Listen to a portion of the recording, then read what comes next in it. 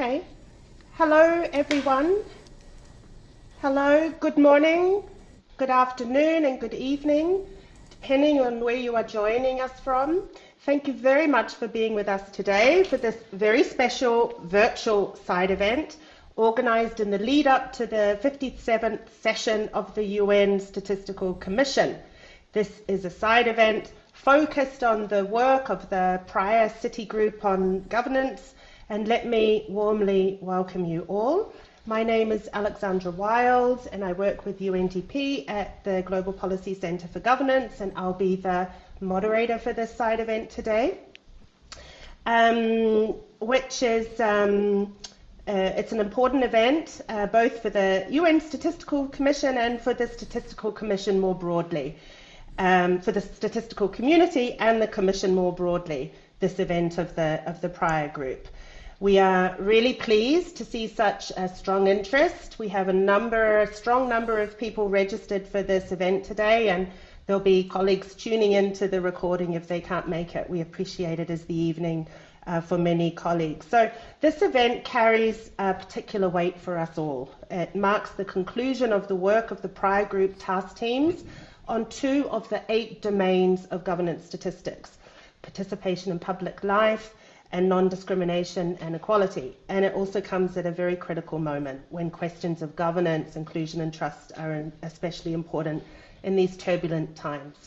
So let me briefly walk you through what to expect in this side event. So the event is accessible in Spanish and French, thanks to our interpreters that are supporting us today. So some of the remarks will be in French, and then colleagues can also, intervene and make comments in Spanish. So if you click, I think you can see a button at the bottom of the screen with more. If you click on that, then you can find the language that you want to follow and participate in this meeting in. So we will begin with opening remarks from João Cardoso, the President of the National Institute of Statistics of Cabo Verde and the Chair of the Praia Group Secretariat. So thank you, João, for opening today's event. And then we will hear presentations from the 2 task teams, followed by reflections from some of the Praia Group National Statistical Office members on their experiences testing and applying the instruments that are the focus of today's discussion. So let me now briefly introduce our presenters joining us today. So for the task team presenting on the instruments that are going to be considered by the Statistical Commission and the culmination of several years of work, we have the task team on participation in public affairs, and our presenters are Vebjørn Aaslandslid from Statistics Norway, and who is the chair of that particular task team, who is joined by Jonica Berevsku from UN Women. And here we'll be learning about the tools that have been developed, as well as the consultation and development process. And then the other key area of work is the task team on non-discrimination and equality. And here you will hear from Liliana Monteiro from the National Institute of Statistics of Cabo Verde and the Praia Group Secretariat, who is joined also by Fiona Willis-Nunes from the Office of the UN High Commissioner for Human Rights.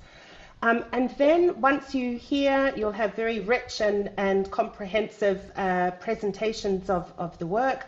And then we will move to look at reflections on really from the move from standards to implementation. So we'll hear from Jane Geraldo Akalatse from Ghana's Statistical Service, who piloted the survey instruments, and then also from Victoria Irenonse from the National Bureau of Statistics Nigeria, who is also on the steering committee of the Praia Group.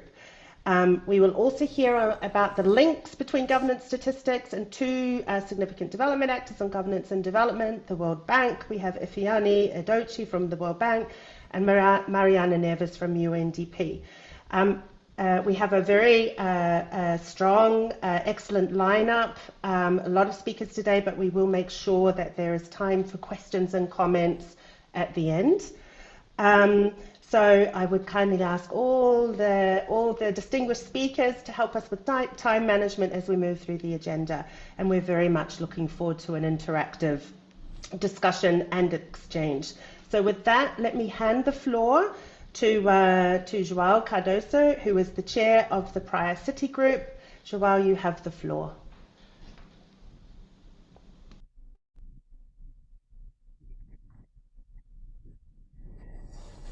Merci, Alexandra.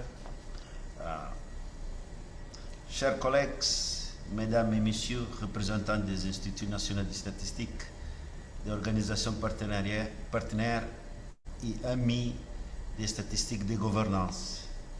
Bonjour, bon après-midi et bonsoir à toutes et à tous, selon les régions du monde depuis lesquelles vous nous rejoignez.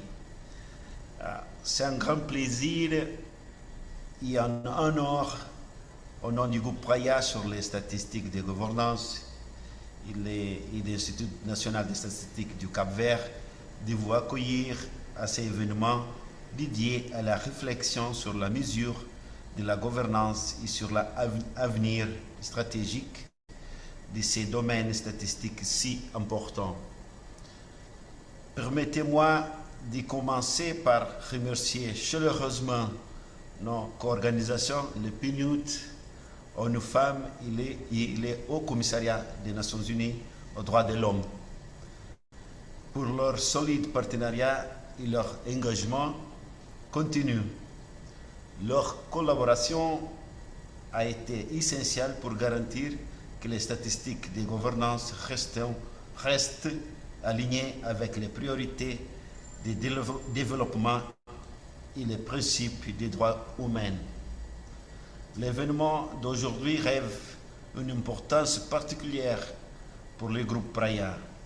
Au cours des 6 dernières années et en s'épuisant sur une décennie de travail collectif, le groupe a développé des instruments de mesures standardisées dans 2 domaines clés: la participation aux affaires politiques et publiques et la non-discrimination et l'égalité.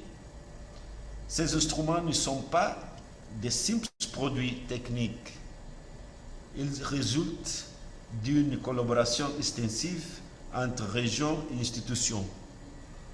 Les instituts nationaux de statistiques, les organismes internationaux, les organismes de défense des droits humains, les sociétés civiles et les milieux académiques ont travaillé côte à côte pour transformer des concepts complexes de gouvernance en outils pratiques que les pays peuvent réellement utiliser.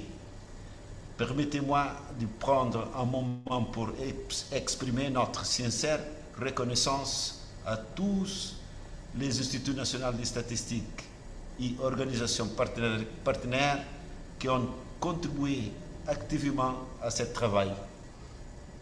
Votre expertise technique, votre volonté de tester de nouvelles approches et votre ouverture au dialogue ont rendu cet instrument possible.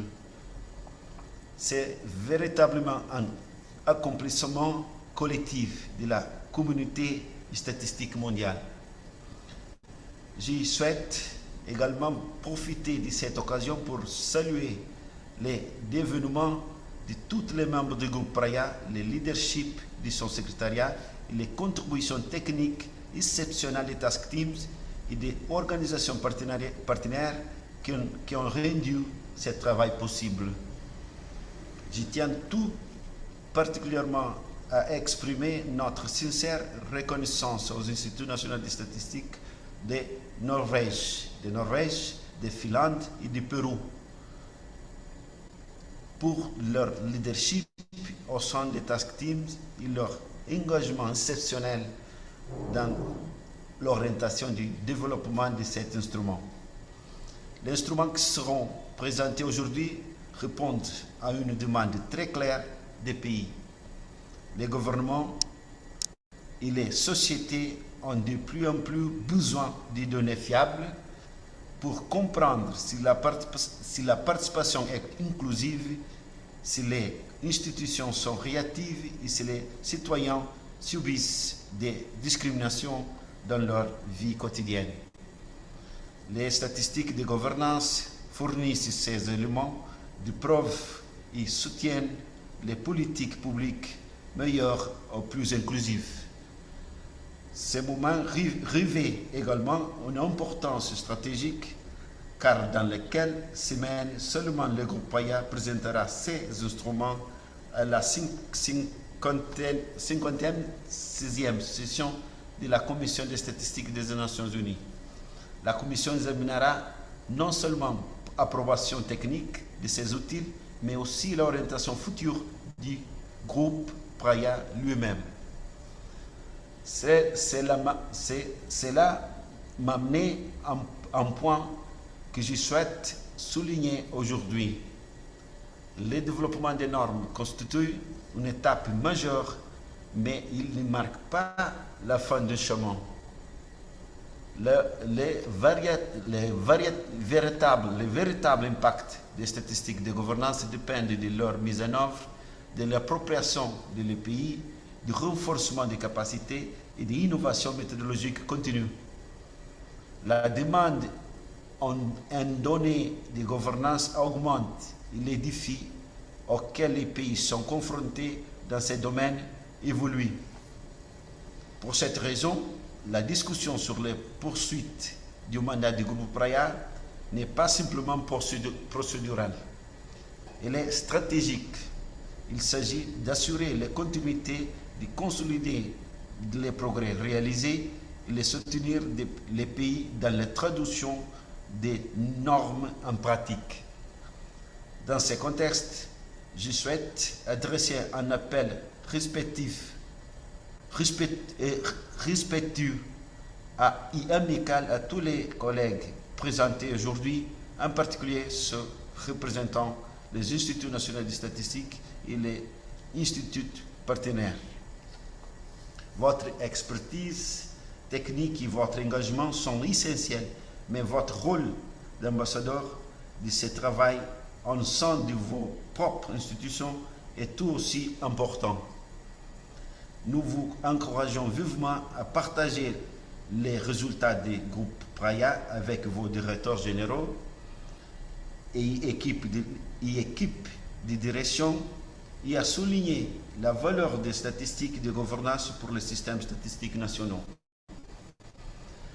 Nous accueillerons également très favorablement le soutien des instituts nationaux de statistiques pour la préparation des déclarations à la Commission statistique en faveur de l'approbation de ces instruments et du maintien du mandat du groupe Praia.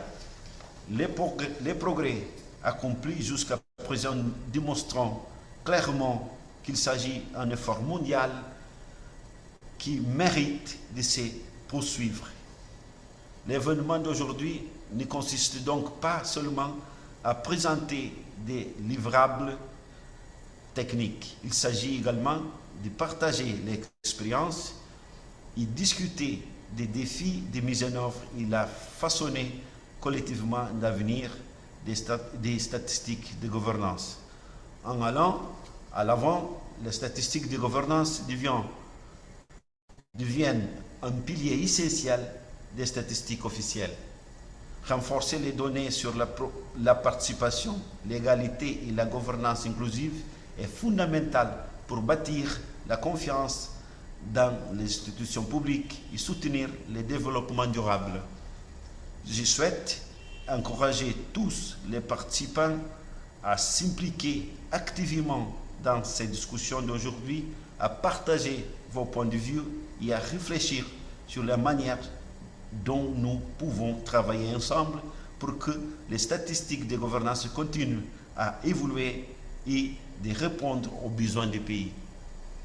Sur ce, je vous remercie à nouveau pour votre présence, pour votre collaboration continue et pour votre engagement en faveur de l'avancement des statistiques de gouvernance dans le monde entier. Je vous souhaite un événement très fructueux et engagé. Merci beaucoup. And thank you very much for those very thoughtful and forward-looking opening remarks. You highlighted an especially important point for us to carry into today's discussion, which is that these instruments are not just technical outputs, but the result of very deep collaboration and consultation across very many national statistical institutes across all regions, international organizations, civil society, experts. So this is as I said before too, this is the culmination of several years of really dedicated, very consultative and inclusive work. So let me now hand over to our presenters who will walk us through the instruments in more detail and share key insights into the development and consultation process also.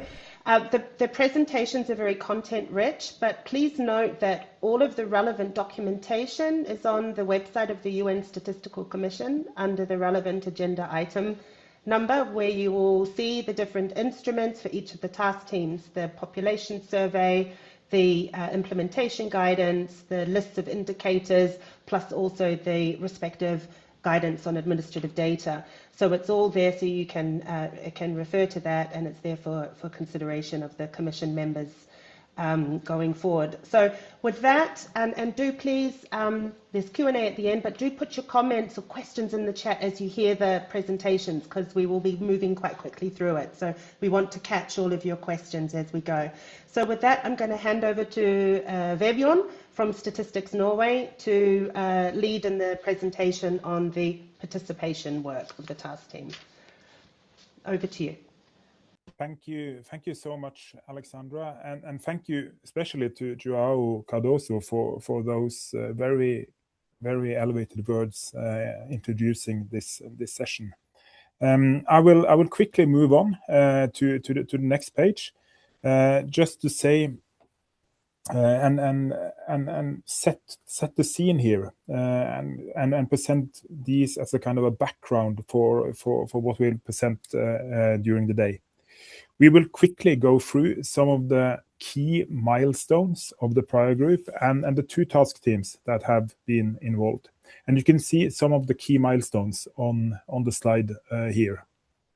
A decade ago, with the establishment of the Praia Group, the United Nations Statistical Commission mandated the expert group to improve statistics on governance in general. And for the first mandate period, the Praia Group spent time developing a theoretical and conceptual framework for governance statistics. They made a handbook on governance statistics, and here 8 dimensions or areas of governance were identified. 8 areas, dimensions that needed to be further developed. Then, for the second mandate period, starting in 2021, there was created 2 task teams for 2 of these 8 dimensions. One on discrimination and equality, and you will hear more about that afterwards. And one on participation in political and public affairs. And during this mandate period, the task teams have created instruments to improve statistics in these domains. And this is really the story that we want to convey and present for you today. Last year, we had a joint workshop of the 2 teams meeting in Oslo, where we consolidated our work before it was sent on a global consultation to all national statistical offices in the world. And this year, these instruments will be presented to the United Nations Statistical Commission. So if we move on to the next slide. But before we go on and describe the instruments more in detail, I will say a few words about the task team itself and why it was created. Why did we choose to prioritize political and civic participation? And I think part of the answer here we find in the developments that we have seen in many of our democracies all around the world, with declining voter turnout, disengagement, and also declining trust in government itself. We also see increasing disinformation from various actors. And as the Praia Group saw it, the statistical world has really not kept up with these changes, at least up till now. Because up till now, there has not been international guidance or standards for producing comparable statistics in this area. So if you want to summarize the work of the task team in one sentence, it could be that we want to build a bridge between the statistical community on the one side and the general public and institutions working on elections and democratic processes on the other side. The task team that was mandated to do this has been chaired by Statistics Norway, and we have been supported by UNDP and UN Women. We have had some 100 plus members from all regions around the world, mainly from national statistical offices, but also research institutions, international and regional organizations, academia, and civil society. If we move on to the next one, as I said, the task team has been working on 2 products. The first one is a survey module intended to be a post-election survey on political and civic participation. It includes a short and a long version. The questions are meant to be applicable in different countries and accompanied by different guidance materials, and more on that will follow. The second product is a guide for production of statistics on political participation using administrative data.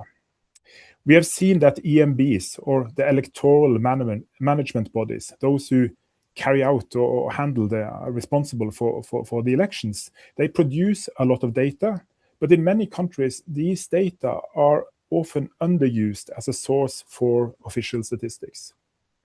But in this guide, we want to show how the NSOs can better utilize these data and integrate them into official statistics.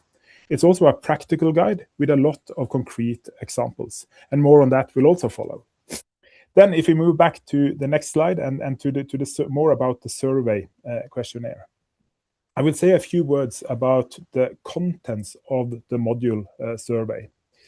It builds on the framework that was developed in the Handbook on Governance Statistics. And here we started really with mapping different surveys undertaken by NSOs and other actors. The module is divided into 3 sections and covers different elements of participation, each section with a set of questions. The first one on participation in electoral processes, the second one on participation in political and civic life, and the third one, what we have called the enabling environment, which really tries to gauge the society that the 2 first sections has to interact with.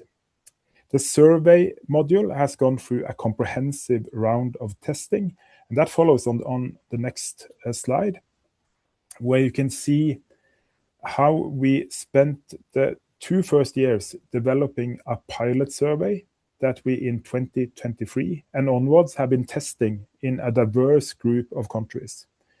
The questionnaire has been translated to French, to Portuguese, to Spanish, and also a number of other local languages. And we started with what we call the cognitive testing in 2023, how these questions in the survey were perceived among those who responded, followed up by actual field testing in 2024 and 2025. And you can see the flags of the countries that have been involved in this.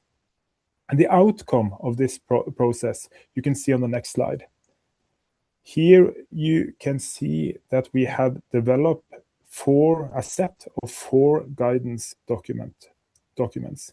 It has been the following set of documents that will be presented to the Statistical Commission in a few weeks' time. So the first one is the module survey questionnaire itself with core and complementary items.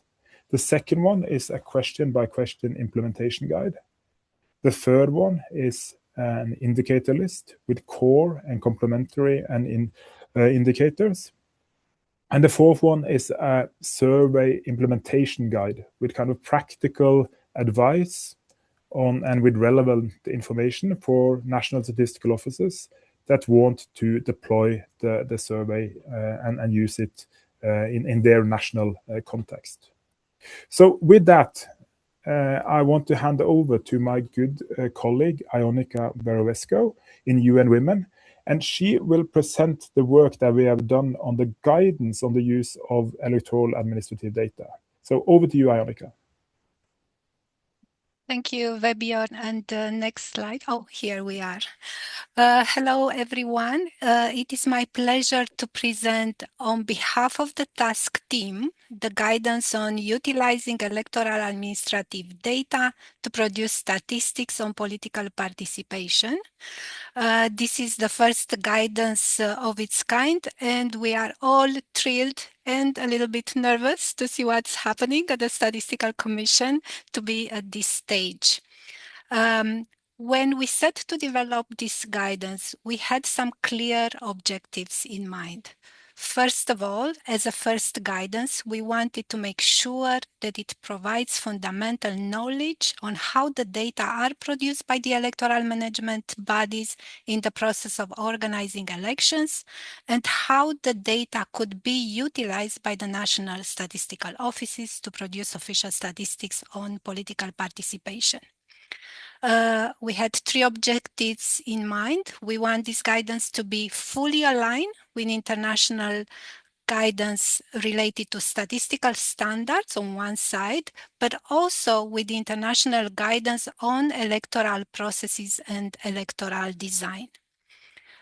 We wanted the guidance to address and be applicable to different country contexts in terms of data collection, analysis, and dissemination practices. And finally, we wanted the guidance to be practical based on many examples of data utilization that could inspire new users of the guidance. So to do that, we built the process on developing of guidance on three blocks. So first of all, the body of knowledge provided by the Handbook on Governance Statistics and the international standards mentioned. The second block was foundational work to understand and illustrate on one side the data production at electoral management bodies, and we did that by reviewing electoral legal frameworks in over 160 countries, conducting an in-depth review of data collection and dissemination in over 40 countries, and engaging with experts in elections and electoral administration.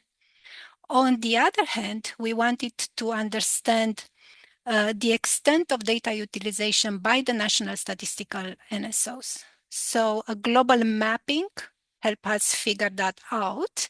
And then we engaged with national statistical offices to understand data sharing challenges and data utilization practices. We received inputs from the task team members at all the stages of the development of the guidance.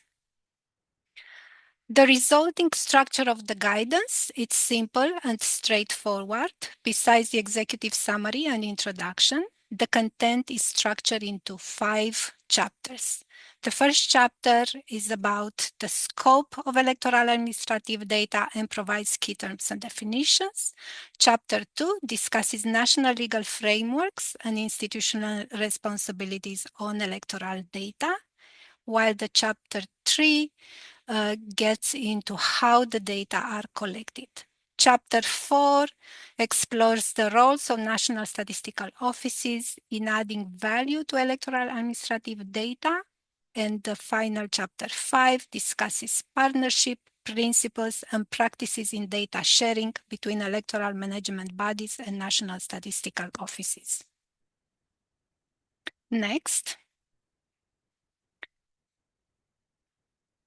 The first chapter provides an overview of the activities that are undertaken by electoral management bodies to organize election and the resulting electoral administrative data as a product of this process. There are key core sets of electoral data that we focus on. These are registered voters, voter turnout, candidate data, and elected candidate data.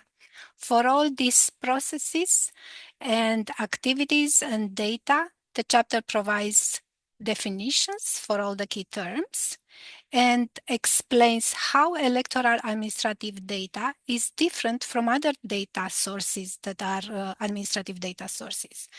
It discusses the unique scope of electoral data, the electoral cycle as basis for data updates, electoral districts as geographic basis for planning and running elections, and requirements and constraints in the legal framework that are related to data granularity. Next. Chapter 2 is about national legal framework and institutional responsibilities on electoral data. It explains how national legal frameworks support the production and use of electoral administrative data. On one side, on the giving electoral management bodies the mandate to develop and utilize voter registers, candidate data, voter turnout data, and election results data for the purpose of organizing elections. The chapter also explores other data mandates of the entities in charge of civil registration, population register, and identity management system and NSOs strictly in relation to the electoral data. Finally, the chapter examines the data flow and interconnection between these entities in different country contexts. Next slide. Chapter 3 describes in detail the data collection processes behind the 4 core electoral data systems. It discusses what electoral data are collected, at what level of granularity, how they are obtained, from what sources in different contexts.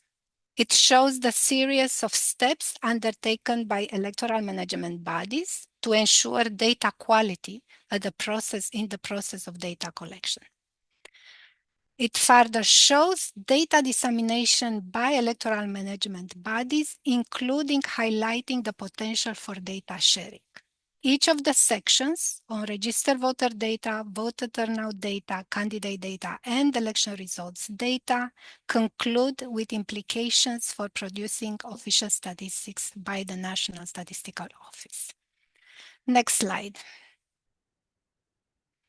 In chapter 4, we are shifting gear and we are discussing the role of national statistical offices in adding value to electoral administrative data by integrating them into the system of official statistics. In particular, monitoring trends based on harmonized indicators. We have a set of 4 indicators with metadata provided, explaining the calculation and the sources for the denominators of the indicators. We have a complete section on data analysis, including data linkages and visualization to inform policies towards increasing political participation. Finally, we showcase examples of data analysis, visualization, and integration in statistical products in different contexts, with more than 20 countries featured in the chapter. Next slide.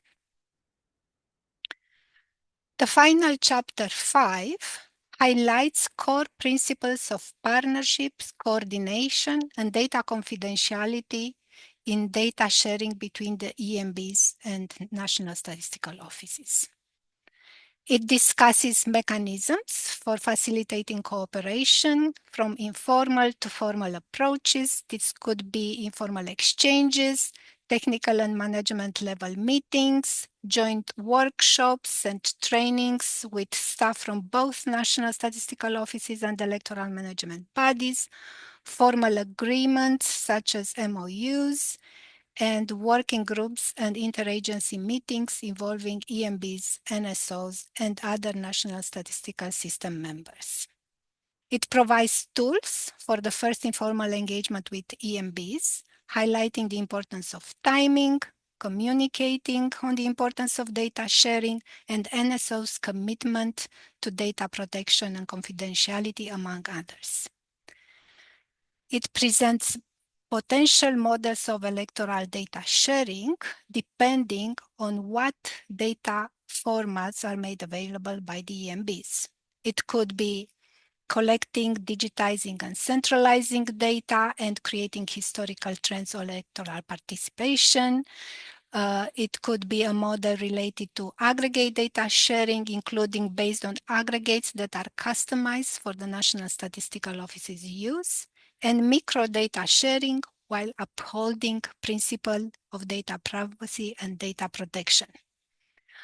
I'm going to hand it over to our chair for the last slide and remarks of this presentation. Thank you so much, Ionica. And what we have tried to show here, it's the two, and to show some highlights then from these two products, but also describe the process that we have gone through, and also to show that this has been a very inclusive exercise where we have developed these tools, including a global consultation where we generally got a lot of positive feedback, but also some elements that was clear that we could work more on, including some more on quality and more on local governments. There were some issues there that we want to address further as time goes by. On the right-hand side of this slide, you can find the links to the physical documents that we will present to the United Nations Statistical Commission. And I encourage you all to take a look at them. Lastly, I want to say thank you to all of those who have reviewed the instruments. And then I will hand over to you, Alexandra, to go on to the next task team. Thank you. Great, thank you, Vebjørn and Ionica, for your excellent presentation of what is a very comprehensive package in terms of the work of the task team. I'm not going to say much because we want to move fairly swiftly through the program, and I'm going to hand over to the presenters on the work of the task team on non-discrimination and equality. Liliana and Fiona, the floor is yours.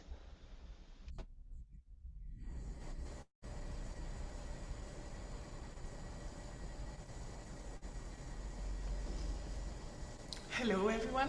So I'm going to speak a little bit about the survey regarding the non-discrimination and equality dimension. Next, please.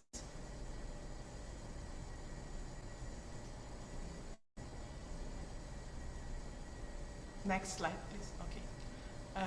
So the non-discrimination and equality is one of the 8 dimensions that were outlined in the Handbook on Governance Statistics that was published on 2020.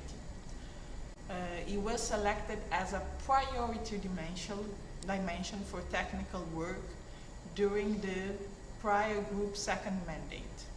So the work that we did was to develop a practical survey instrument for countries to help them produce standardized, comparable, and policy-relevant governance data. Next, please.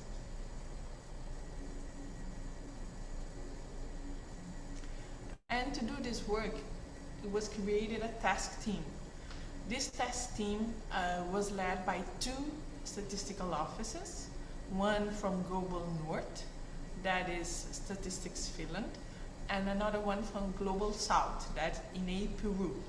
And it was supported by 2 United Nations agencies that are UNDP and OHCHR. Next, please.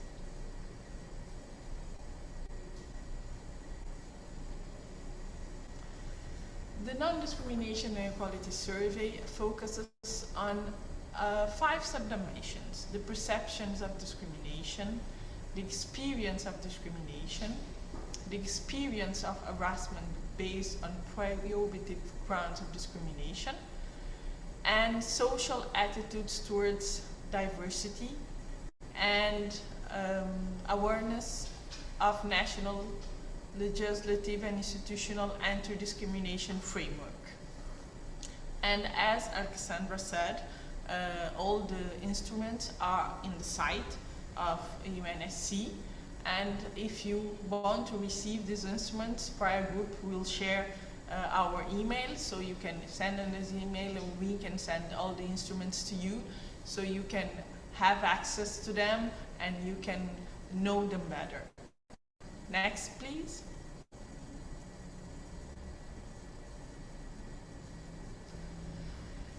This survey was a very collaborative work. The task team started working in 2021, and since then until 2025, we had 13 meetings, webinars, with 444 persons registered in this webinar, with 89 national institutes involved in this work. So it was a very collaborative work. Liliana, sorry to interrupt Sorry. you. Sorry to interrupt you. Can you just please speak a little louder? Some colleagues are saying it's a little difficult to hear you. If you just speak a tiny bit louder, that would be helpful. Thank you. Yes, I'll try to speak louder. Thank you. So next slide, please.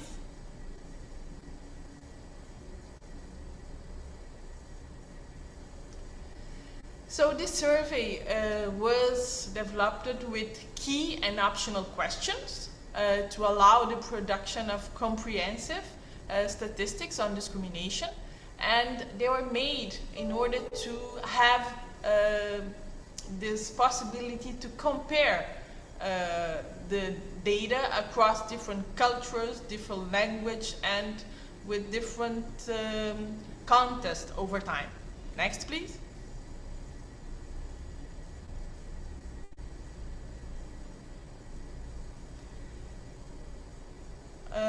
Several national statistics institutes like Peru, Cabo Verde, Vietnam, Madagascar, Ireland, Colombia, Djibouti conducted evaluations on this survey doing cognitive testings. And after the cognitive testings, other countries like Belize, Cabo Verde, Israel, Peru, Burundi, Ivory Coast, Mozambique, and Ghana conducted pilot tests. And here we wanted to thank Colombia, because he, besides Cabo Verde, he was the only country that tested both instruments, tested the non-discrimination and the political participation instruments. So we wanted to thank them for their work and for their involvement in this work and all their efforts. So next, please.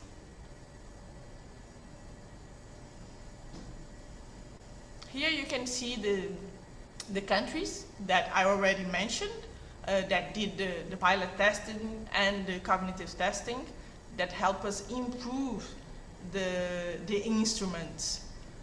So after these tests, we could see, next please.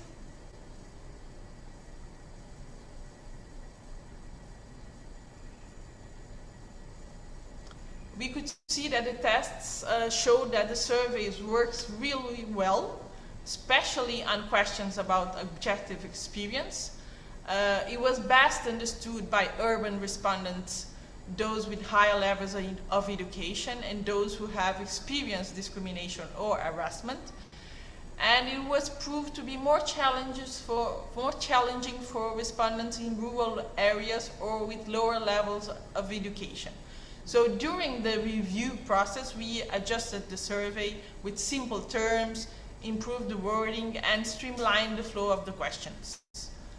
Next, please.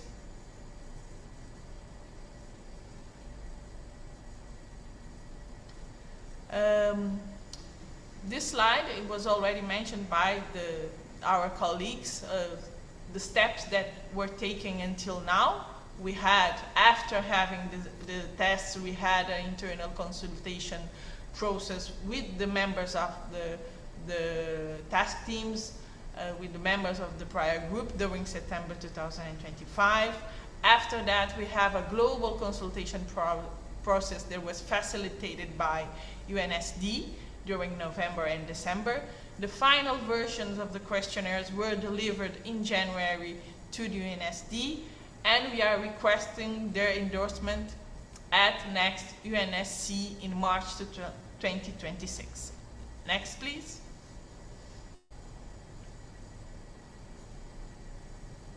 So the next steps, Praia Group is working very hard in seeking support for the endorsement of this instrument on the next UNSC.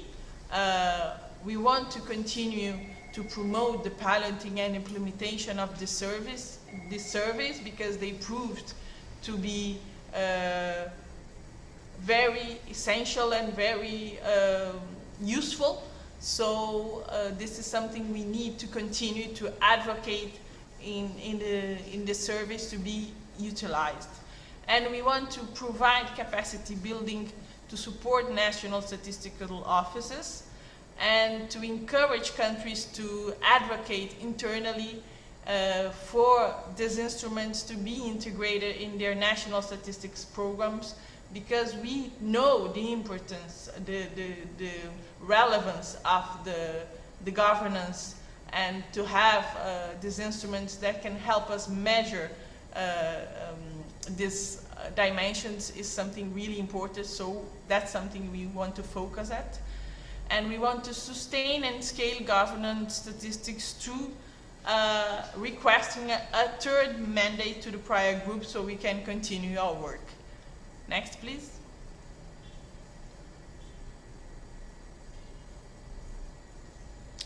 So we finished this presentation saying that better governance requires better data. Better data requires strong collaboration, and we can see that Praia Group stands as a global example for both of that, because we are working to have better data, better governance, and our work is a very collaborative work, so we really believe it must continue, and that's why we are requesting a third mandate. So now I pass the floor to Fiona, that we will give us the presentation regarding the guide. So Fiona, thank you.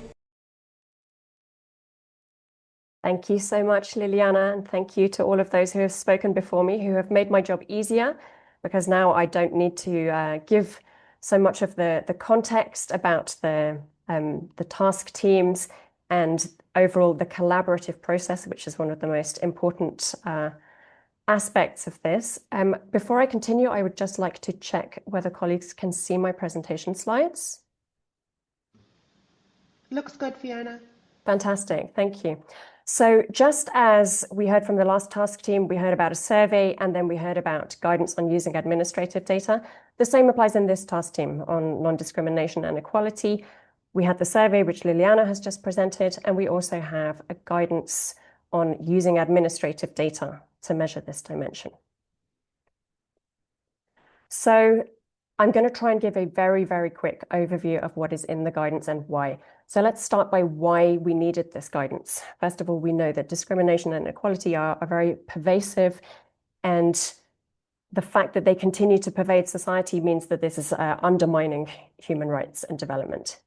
Also, it's important to kind of stress that states have legal obligations not only to prevent discrimination and inequality, but also to produce data to evidence this. And we know in this field, as in all areas of statistics, in fact, that administrative data have an awful lot of potential. They can be very, very powerful, but they are underutilized. And there are many important reasons why that is particularly the case when it comes to non-discrimination and equality. So we, and when I say we, I mean the entire Praia Group and this task team with OHCHR having had the honor to be involved in the final stages, but many organizations have been involved. We prepared this guidance to try and respond to this demand. So what's in the guidance? We start off with going into some of the conceptual foundations. One of the really important ones to emphasize here, if I emphasize nothing else, is that non-discrimination and equality is a single human rights principle. It's not about producing statistics on non-discrimination and producing statistics on equality. In fact, we produce statistics on the opposite, on discrimination and inequality, so that we can get at this overarching human rights principle. The guidance explores some of these conceptual foundations, and then it goes on to look at some of the important key challenges and limitations of administrative data. It doesn't re-tackle all the challenges and limitations of administrative data for statistical production overall, because there are plenty of other places where we can find those. It really homes in on those which are unique or especially important to this topic.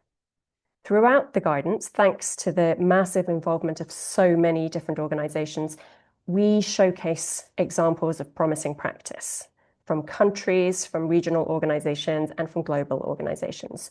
And then really the meat of this guidance is trying to distill some actionable recommendations.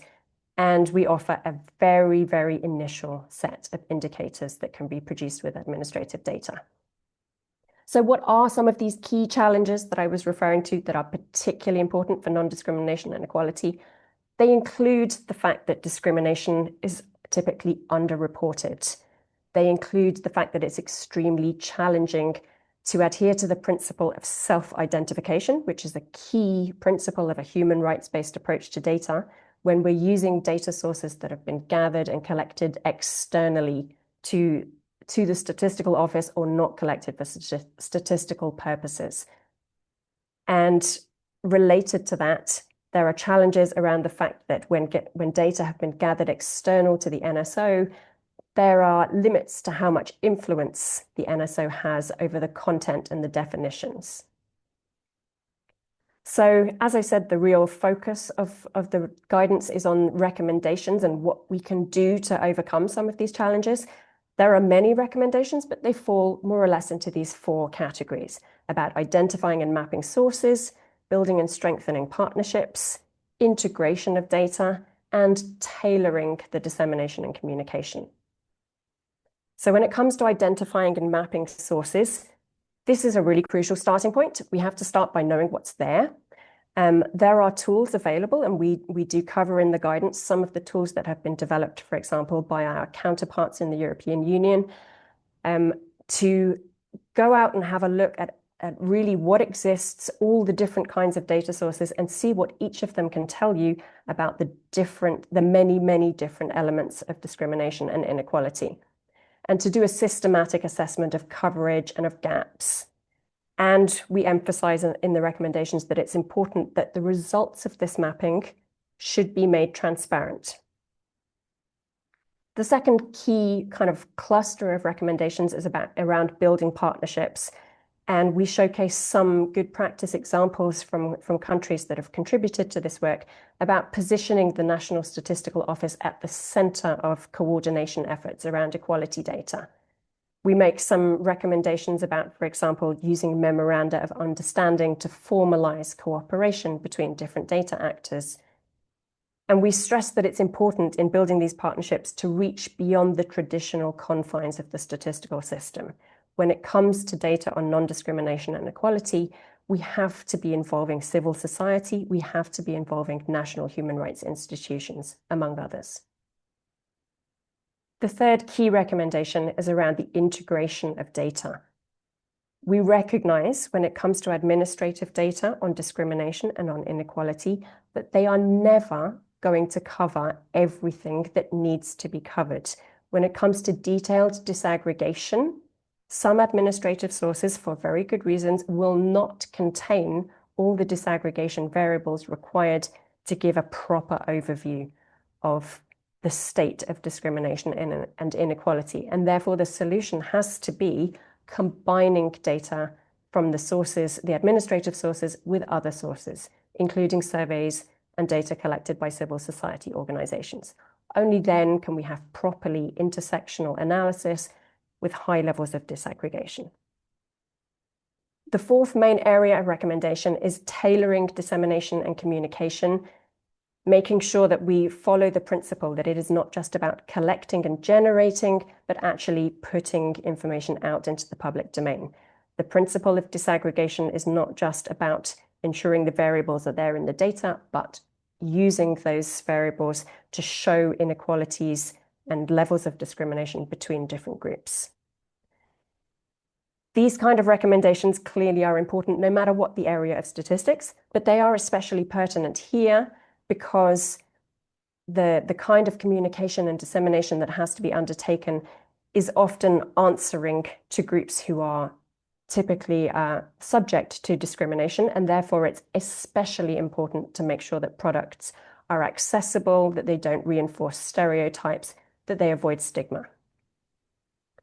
The guidance ends with a very short set of internationally agreed indicators, which many national statistical offices could already produce using administrative data, covering the full range of structural, process, and outcome indicators. That means indicators which are covering such things as how discrimination and inequality are being addressed, and also the outcomes related to levels of discrimination and inequality. This recommended set of indicators covers a wide range of areas, domains of life. They are proposed as an absolute minimum and practical starting point, a kind of way of saying, listen, we recognize that this is a very, very hard task at hand, but here's what you could do right now, potentially. As the others have mentioned during the consultation, we received plenty of feedback, and this has shed some light on some directions for future work, because obviously this is very much an exploratory beginning. So some of the suggestions that came up multiple times include developing specific frameworks for certain types of discrimination or for specific areas of life. Providing more Fiona, sorry to break in, just 1 minute left. Thank you very much. Providing more detailed guidance on the integration of sources, strengthening the methods for coverage of sensitive characteristics and of self-identification, and as the previous speakers have all mentioned, building capacity and helping in the implementation of this work. So the 4 main takeaways, if you take nothing else away from this guidance: administrative data are essential to give a comprehensive understanding of non-discrimination and equality. They must complement, not replace, dedicated surveys. The survey that Liliana presented earlier is at the center of measurement of non-discrimination and equality, and this is not intended as a replacement for it. We advocate for an expansive understanding, so administrative data, as I mentioned, must include the involvement of national human rights institutions and civil society, and strong partnerships and a human rights-based approach to data must underlie all of this. Thank you very much for your attention.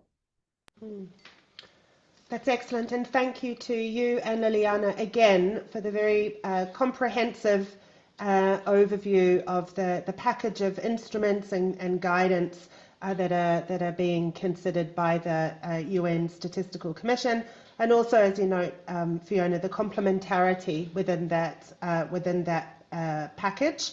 And just to note also to colleagues online, I think this was mentioned by Liliana, the global consultation where that was facilitated by UN Statistics Division, where many colleagues on the line no doubt participated in.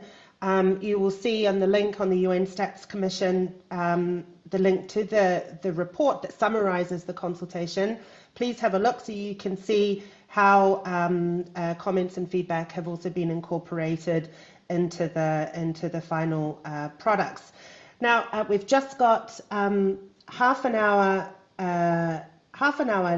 left, and as our distinguished chair, João Cardoso, reminded us that endorsement of these instruments is not the end of the journey. Implementation, country ownership will determine whether these standards truly make a difference in practice. So I just want to hand over now to our distinguished speakers that I referred to earlier in the program, who will share a reflection on their own country's engagement, or in the case of the World Bank and UNDP, their organizational engagement, and a forward-looking view on how this relates to their priorities. So I'm going to ask Jane Giraldo Akolasi from the Ghana Statistical Service to begin and to share with us, some of the issues and the challenges around the implementation of these tools. And of course, Ghana is a hugely important partner in the Praia Group in ensuring that their experience and expertise is infused in this work. So over to you, Jane. Welcome. The floor is yours. Thank you. Good evening, good morning, good evening, good afternoon, depending on wherever you are watching us from. Distinguished guests and colleagues, It is an honor to share Ghana's experience on implementing the 2 core modules on participation and non-discrimination and equality. And at the Ghana Statistical Service, we had opportunity to test these 2 instruments in September. And what we did was we adapted the CATI approach, which is computer-assisted telephone interview. And we used the frame obtained from the 2021 Population and Housing Census. That was the frame we got our sample from. And so, given the fact that we adopted the telephone interview approach, this had a few challenges I could speak to quickly because of time. So the first one has to do with timing. So the timing in terms of when the respondent, because this is telephone interview, the interviewers were calling on phone. And so sometimes they call and the respondents kind of engage in another thing. And that makes it, a bit challenging for them to have a good interaction with them in terms of interviewing them. But however, this does not mean that it affected the survey we conducted. We were able to, or the interviewers were trained to discuss with the respondent to have appropriate time that is convenient for them to speak to the issue or to be interviewed. The next thing we had, challenge we have, was the fact that in Ghana we speak different dialects. So the interviewers were again trained to be able to interpret these questionnaires in the specific dialect of the respondents. However, we must say that given the fact that this is not a prepared script for these interviewers, the possibility of the interviewers not interpreting some of the concepts the way we wanted could be there. And so those are a few challenges we reckon may have, impact on the survey. But I must say that, so in order to correct that, we had supervisors who were with these interviewers, so they happened to be part of the interview in some instances to ensure that the interviewers were able to use the terminology. And in our training, we try to interpret this, concepts, the difficult one, in the specific languages that are spoken in Ghana, depending on our sampling, the areas we have sampled, the dominant languages that are spoken. So, yes, but then we cannot say that that is not a challenge. Then the other thing I could speak of is the funds, but thankfully, we had the Praia Group coming in to support GSS, the Ghana Statistical Service, to be able to implement this pilot test. So we had a challenge with funding and had to rely on the Praia Group for support in that direction. So can I speak to the lessons learned at once? Should I go ahead with the lessons learned? Yes, just 1 minute, Jane. That would be really helpful, just to hear, what are the sort of top 2 or your top lesson learned in your engagements on this. That would be great. Just 1 minute. Wonderful. Thank you.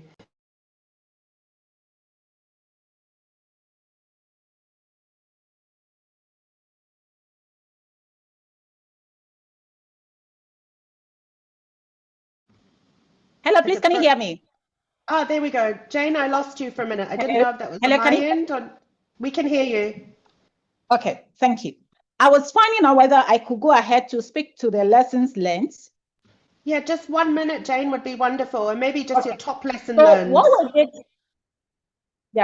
So what we did was, one of the lessons learned had to do with the fact that some of the questions are very sensitive, and so we will recommend that in future endeavors, the interviewers should be trained in order to employ good interviewing skills in order to prep their respondents for them to be willing and open to discuss or to answer the questions as may have been desired. And also, we need to emphasize on the intent and the rationale behind the questions so that the interviewers understand exactly and able to guide the respondents if need be, or if it becomes very necessary for them to give the appropriate responses. Thank you. That's excellent, Jane. Very practical considerations and insights that you've shared. Very helpful. I'm just going to turn now to Victoria from the Bureau of Statistics Nigeria. What guidance do you have for countries implementing and utilizing these instruments? What have been some of your top insights and lessons, Victoria? Thank you, Alex, and thank you everyone that has presented. So definitely there were challenges while implementing the survey, but I think something Praia Group has done, because in Nigeria we pilot tested the survey on participation in political and public affairs.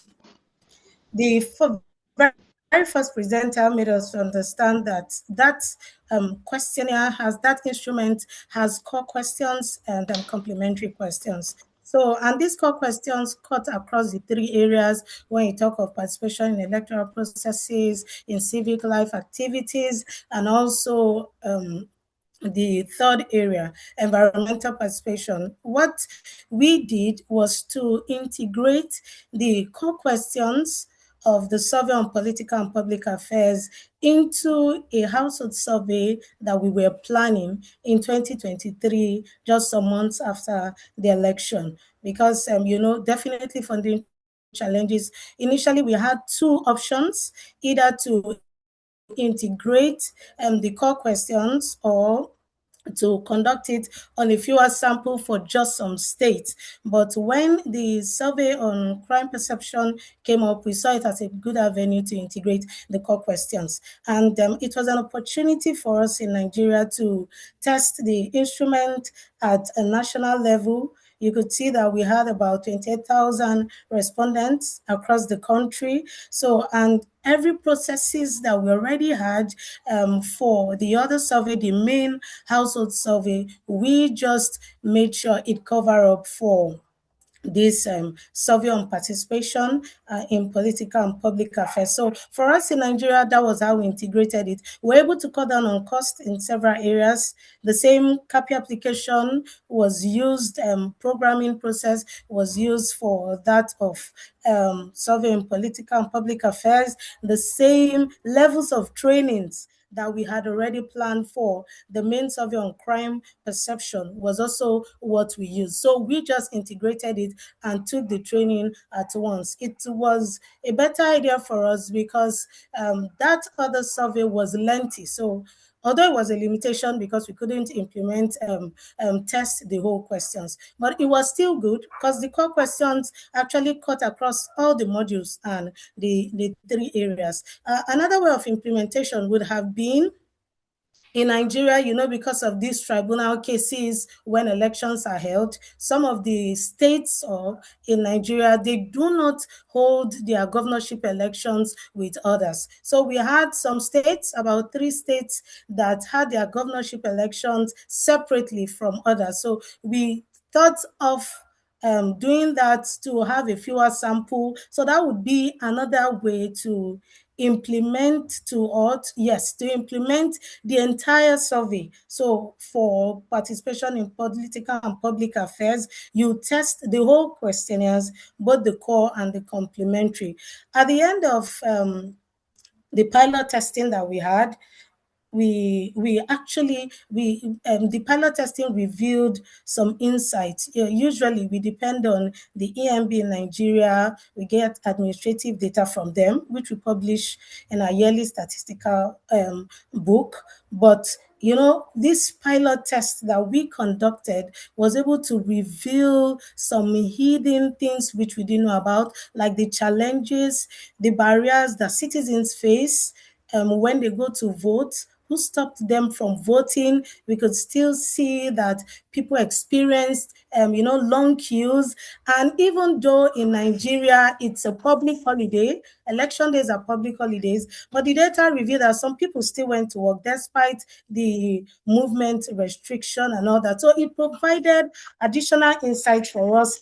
In Nigeria, we didn't have challenges implementing it technically, but the limitation was the finance. So if for countries that would like to implement, the beauty of this is that you have the core questions if you want to integrate into an existing survey, but if you could test it or implement it as a standalone survey, it would also be good so that you can test both the core and the complementary questions. So with this, we're able to manage on funding. Yes, we were able to cut down survey cost implementing it as a standalone. For us, this is experience from Nigeria. Thank you very much. That's really excellent, Victoria, and really good, helpful insights in terms of strategic options for implementation and the value of the core questions there. I'm going to turn now to Ifeanyi Edochie from the World Bank. The World Bank, of course, is a member of the Praia Group and sits on the steering committee.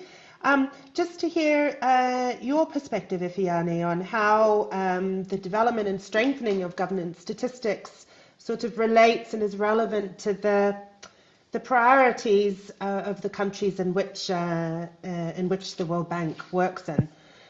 So I'm going to hand the floor is yours for a few minutes to share your reflection and perspective. Over to you.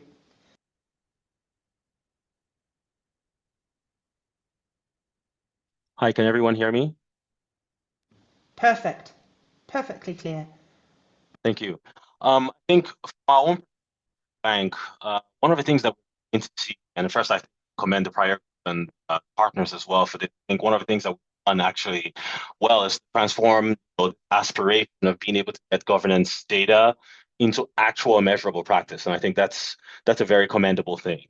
I think from our own perspective here at the bank, one of the things that we're beginning to see that the distrust that we're seeing of many countries to governance in general, governments in general, is also beginning to spread in terms of the data that is actually collected, right? So a lot of times governance data tends to be very subjective data that is expert driven and things like that. But I think one of the things that governments want to see, actually, they want to get this information from the people themselves. And I think this is the biggest value add.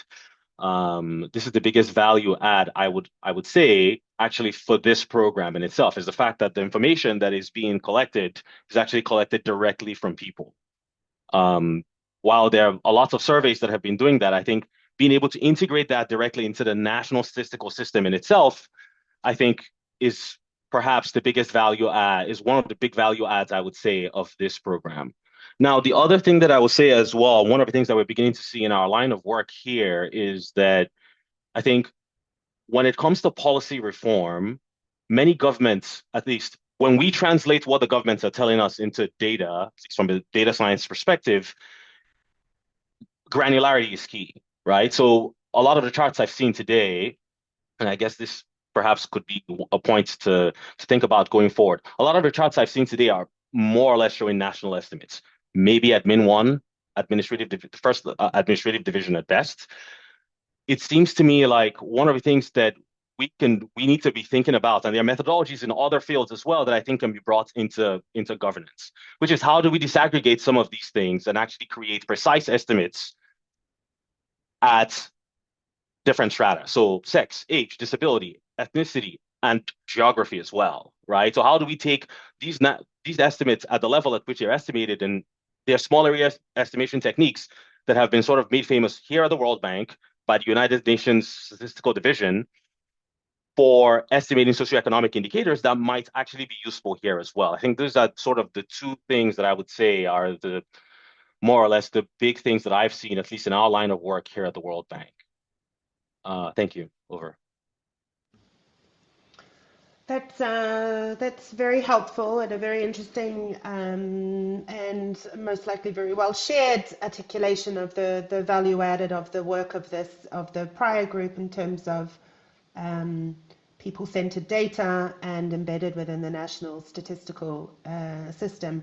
And thank you also for an idea in terms of looking towards the future on national estimates and so on. And just to say that, of course, this is, and I think the chair mentioned this at the top of the meeting, that this work represents 2 of the 8 dimensions of the Praia Group, and that is why a 3rd term is being sought to continue this really important work across other dimensions of governance, the 6 other dimensions. So we're coming to the end now, and we have a little bit of time for comments and questions. I think there might already be some questions and comments in the chat. Please do raise your hand and let us know, what particular question you might have, and our speakers and presenters are eagerly waiting to respond.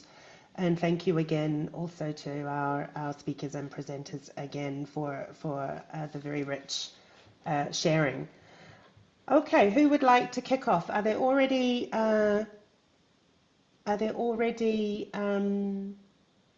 any particular questions there? I've got multiple screens coming up. Does anyone want to it's difficult to read, does anyone want to just raise their hand and take the mic? Alex, we have a question from Omar Musa Ali. Oh, I see that. Okay. Omar, are you still with us, and do you want to speak to your question, or I'm quite happy also just to read it from the chat? There's Omar, over to you. Hello? Oh, sorry. Can you hear me? Yes, we can hear you, Omar. Thank you very much for organizing this. And I had another question, actually, building on the last intervention from our colleague from the World Bank, looking at the socioeconomic dimensions. I was wondering, going forward, maybe is there a possibility to combine for example, some of the components of the governance statistic, like non-discrimination and equality and non-discrimination, with the World Value Survey questions, for example. That way, I mean, it's all beyond the socioeconomic dimension, but still we can have like the experience of the discrimination and the values around other aspects of living in society, etc., etc. Thank you very much. Thank you so much, Omar, for your question. And I think you also had a comment in the chat. Do you want to quickly speak to that? Oh, sure. Yes, the comment was, as I was listening, I remembered that there are some regional statistical training institute in Africa, and in particular one where I was trained, and my colleagues also here in Djibouti were trained.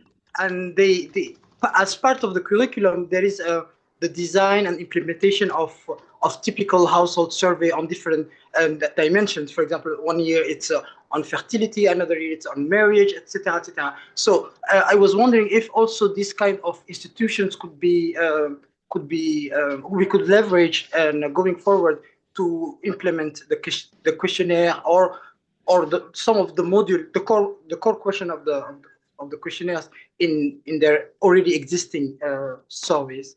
That was my proposition. Okay. Wonderful, very good. I see also I'm just going to gather up a couple of questions, and then we'll just do a round with our speakers and presenters from the task teams. I can see that Mari has her hand up. Mari, would you like to come in?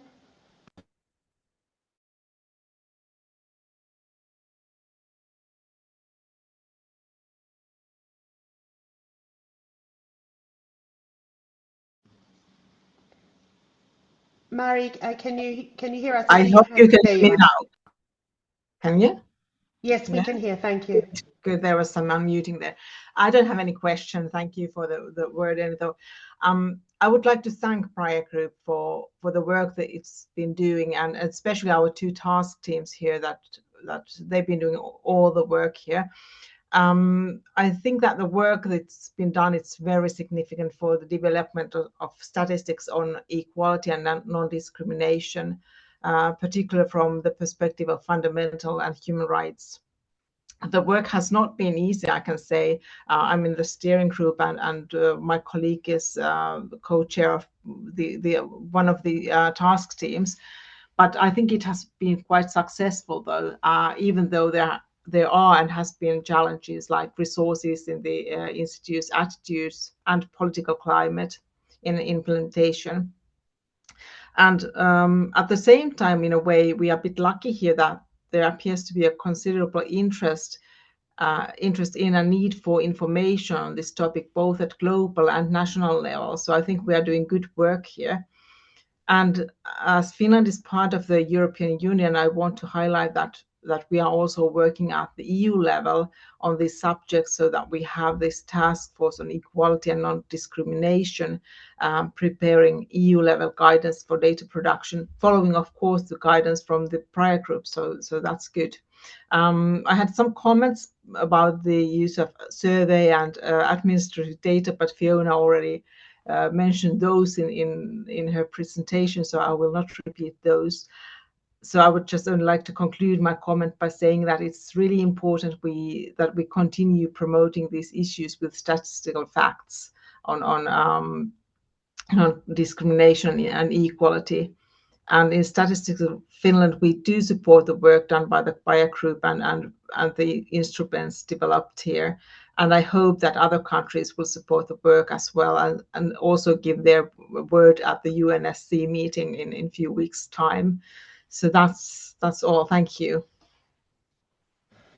Thank you so much, Mari. I'm just looking also at other colleagues here that have raised their hand. I think Mark Orkin, you had your hand up. I'm not sure if your hand is still up. Mark, over to you.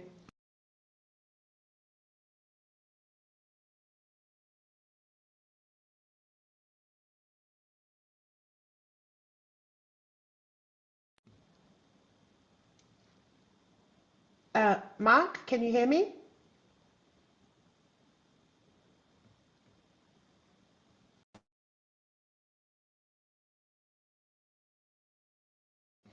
No, I think we've lost Mark, and I'm not sure if I can see, I don't think I see any more hands. So I'm going to pass back to... Alex, sorry, yes, Julie Van Dassen. Oh, Julie has a hand up. Sorry, I don't know. The screen is looking very complicated with multiple layers of information here, so it's quite difficult to see hands up. But Julie, that's great. Julie, over to you, please. Please also introduce yourself. Thank you. Hello, can you hear me? Very well. Thank you, Julie. Great, thanks. This is Julie Van Dassen. I'm a human rights advisor with UNDP, and I just want to start by thanking all the panelists today and the Praia Group for putting together this really great information session. It was very interesting, certainly to listen to, and so I just wanted to underscore from a human rights perspective that how important high quality official statistics are, especially on discrimination and in driving evidence-based governance and inclusive development. And in my experience, like most of the time you see there can be a lack of political commitment, but often the commitment is there. It's just that the trusted methodologies or the data systems or the ability to compile the data isn't there. So I wanted to ask a couple of quick questions related to a couple of the different presentations that I heard. So first, as countries begin applying these guidances, what are the most practical ways you've seen for NSOs to be able to build, say, partnerships beyond the traditional statistical system?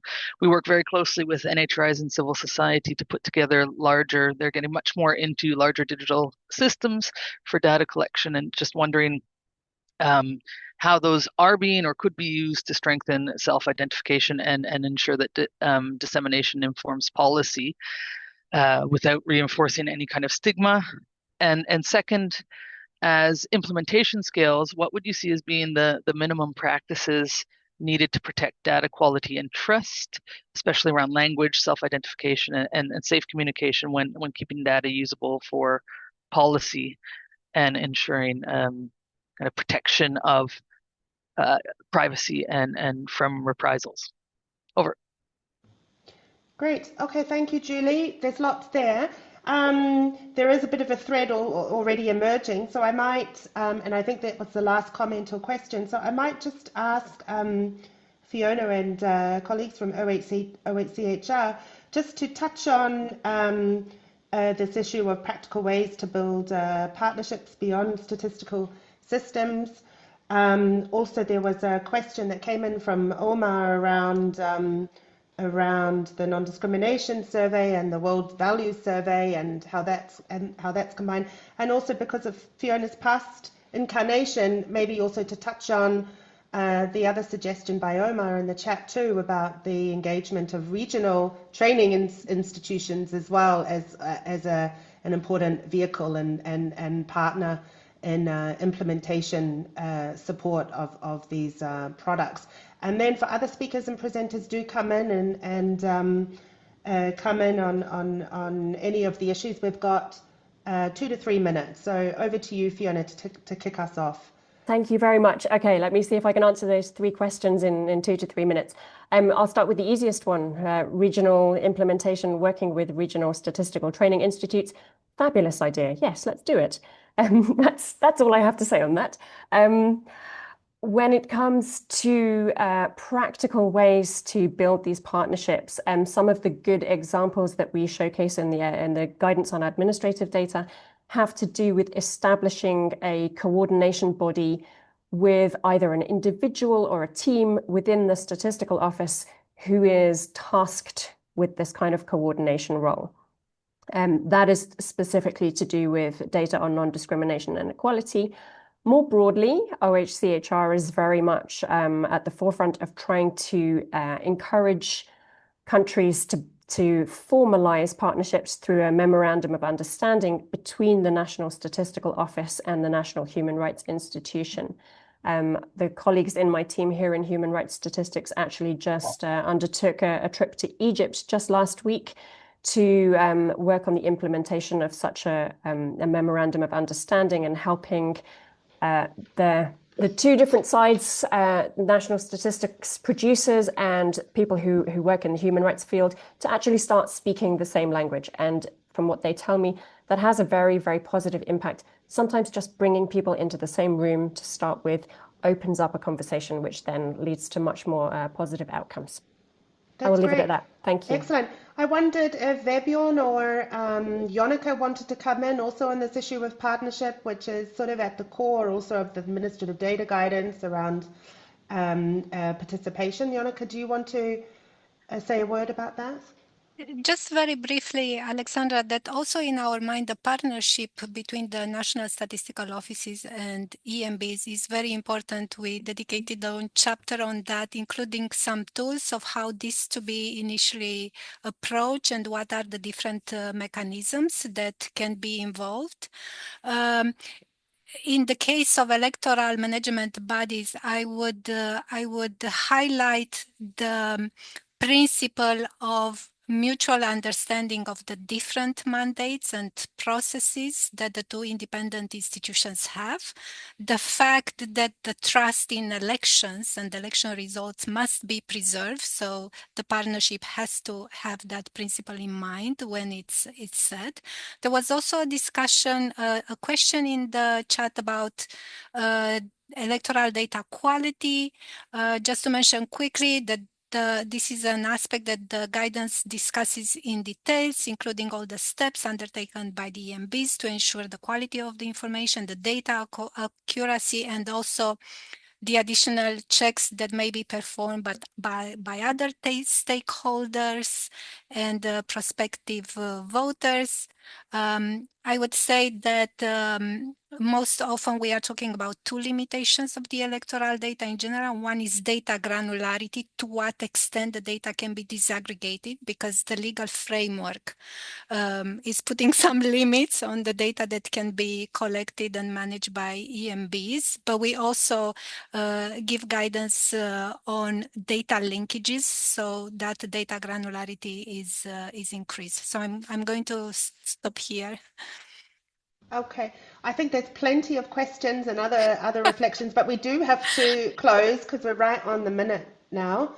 So just to sincerely thank you all for joining us today, the speakers, the presenters and leads of the task teams, and also to the chair of the Praia City Group for his leadership and for the excellent support of the Praia Secretariat over this very extensive period. So we'll share the presentations, and other documents, of course, are in the links. But as Liliana said, please just do reach out to the Secretariat if you would like to have further information. And of course, we are looking forward to the Statistical Commission in 2 weeks plus time, where we're seeking endorsement of these products. And again, we are also speaking on behalf of the Praia Group, looking ahead to a third term to continue to build the methodological foundation and supporting countries in implementation. So thank you very much to all of you for your expertise and your partnership, and for those, especially where it's the evening, for joining us today. So take care and thank you.